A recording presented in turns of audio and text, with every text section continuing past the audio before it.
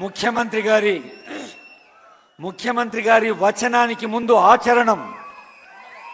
ఈ నిధుల విడుదల రైతాంగానికి భరోసా, రైతు సంతృప్తియే ప్రజా ప్రభుత్వపు శ్వాస, రైతు సంక్షేమమే ప్రజా ప్రభుత్వపు ధ్యాస, విత్తనాన్ని నాటే రైతుల హృదయాల్లో విశ్వాసాన్ని నాటే సంకల్పం.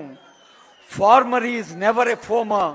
పొలం మారొచ్చు, పంట మారొచ్చు, కాలం మారొచ్చు, కానీ రైతు పాత్ర ఎప్పుడూ పరమ పవిత్రం.